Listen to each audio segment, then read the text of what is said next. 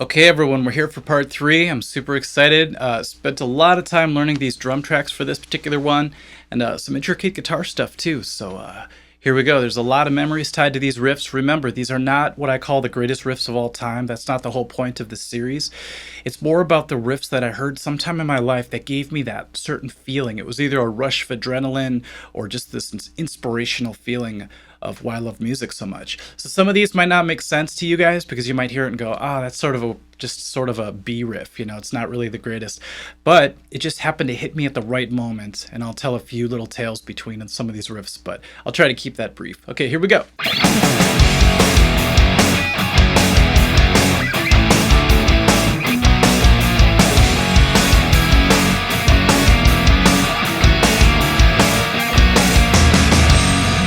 So when a lot of people think of Everclear, they think of, and that's a cool song too, but if you can listen to Heroin Girl, I can't say that word today, you'll maybe have a whole different appreciation for how powerful these guys could be. I remember being a kid driving in the back seat of the car and hearing this song a lot. It was always on a local radio station called KQRS. They play all the classic rocks. My whole life it's been around. And this one in particular just had this slow driving feeling that I still love today.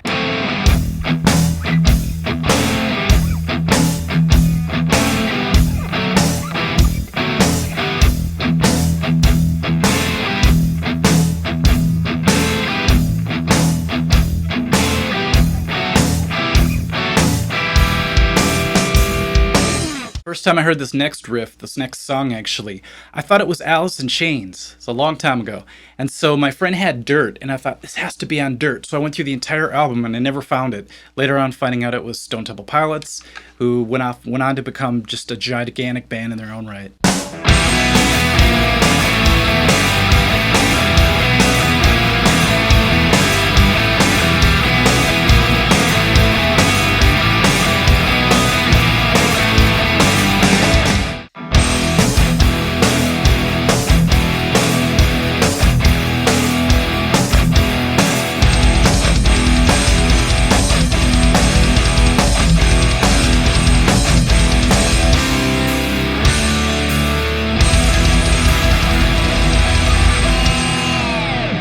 If I could put a dive bomb at the end of every riff, I would, I swear. Tesla is known for a ton of great songs. Their biggest song is probably Love Song.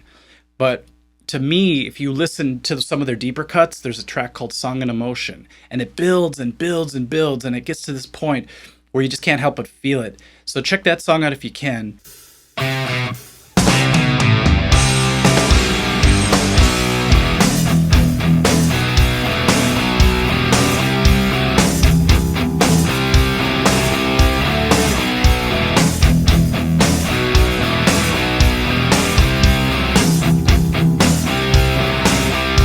Isn't that a sweet walk? It's got a little bit of that 80s sort of riff thing happening, like you would hear Dokken do or something. Speaking of Dokken, I got to get some of their riffs in the next episode. I had to include this riff because when I was a kid, I remember sneaking and grabbing one of my stepdad's Led Zeppelin records. I just chose a random one, put it on, it happened to be this one. And so the riff resonates with me. It will forever.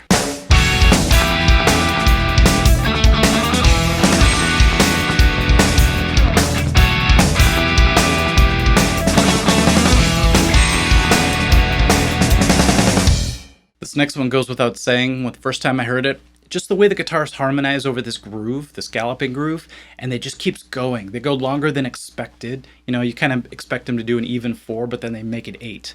So I think I'm only going to do 4 here, but you'll get the feeling, I hope.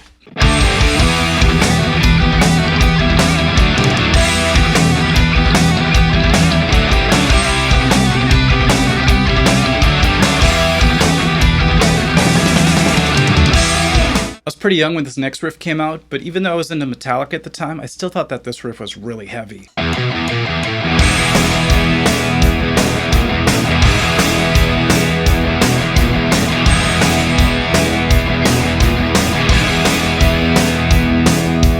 This next guitar lick is probably the most dissonant thing you're going to hear all day.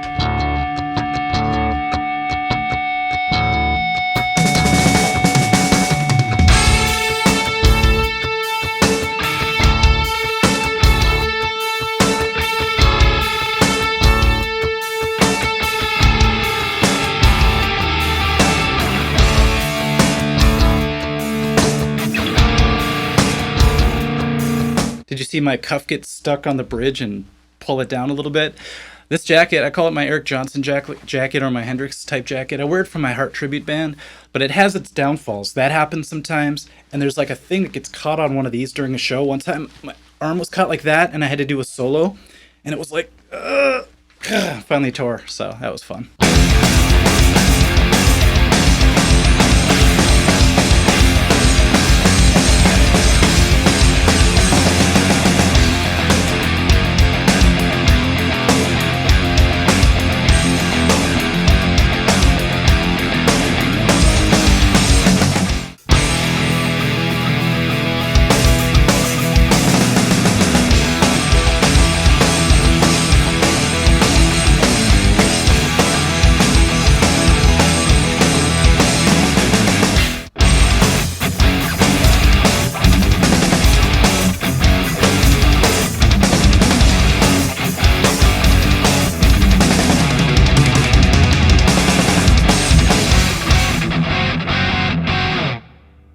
I should have kept going. That next part is so cool.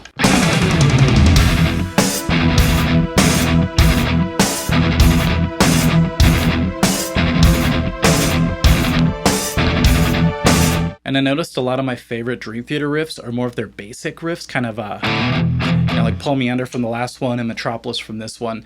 I don't know, they have so much crazy stuff usually that when they finally do kind of go more basic, it just feels twice as groovy because of that.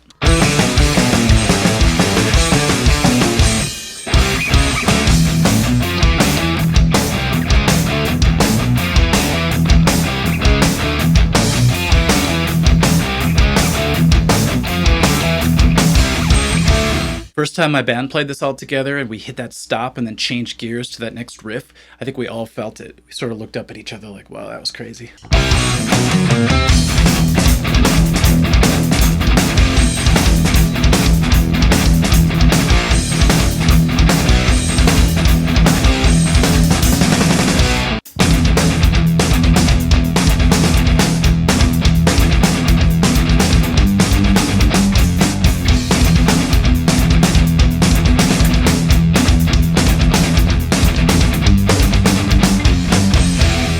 Pretty intense, huh? This riff is so powerful to me. I think it's because it's so insanely strange sounding.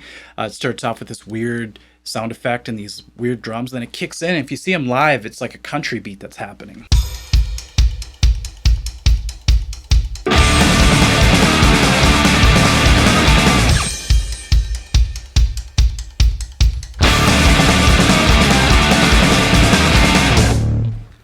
You know, to tell you the truth, that riff is so noisy and crazy, I don't even know if that's really how it goes, so that was my best interpretation of it. This is just a timeless riff from my childhood. It really taught me about playing a certain snare drum beat that has helped me throughout the rest of my life, so I've always been grateful to Kiss for that.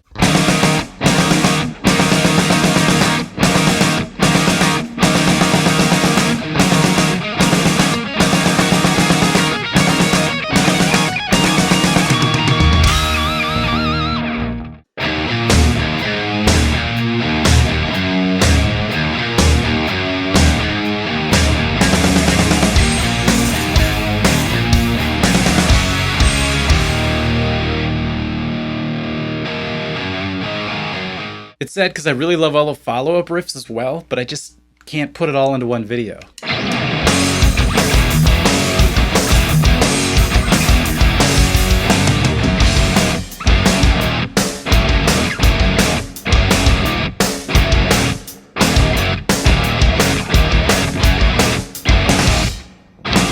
Had a lot of people asking about Alice in Chains, and I have a handful of Alice in Chains riffs that really get to me.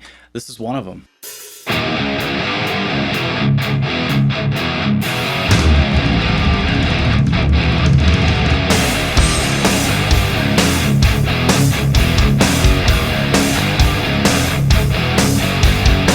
I went home last night after doing my drum tracks and I realized this song had to be in this video, so here we go.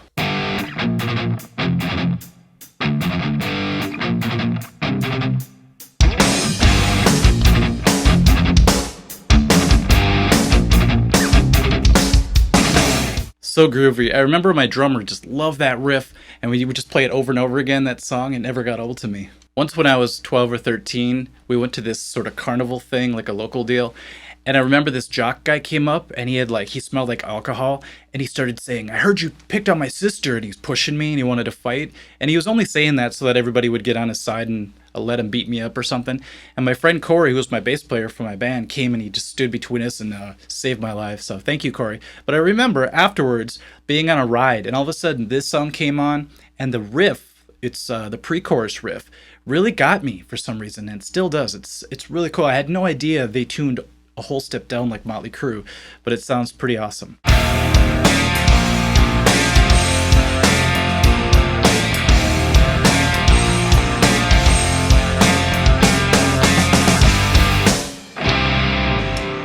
A long time ago now, I had a student come in with this next riff, this next band, this next song, and they were like, "You're gonna love this." And I was sort of already in my jaded old man stage. I'm like, I don't like anything that's new. I just, the old stuff is the best stuff. And then he played me this song, and I changed my mind.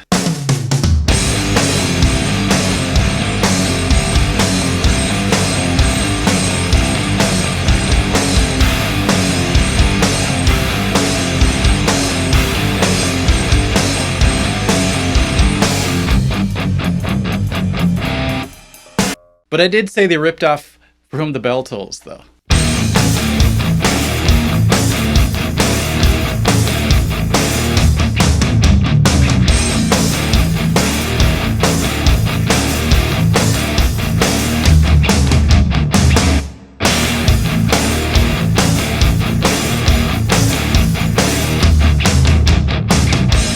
Okay, so that was volume 3 of all the riffs that give me the biggest chills. Remember, they're not my favorite riffs, they're just the ones that make me feel a certain way. If I had to actually make a list of all the best riffs of all time, a lot of these probably wouldn't be included, but they just happen to hit me at the right time in my life, at the right moment to really click, and that's why I put them in this video.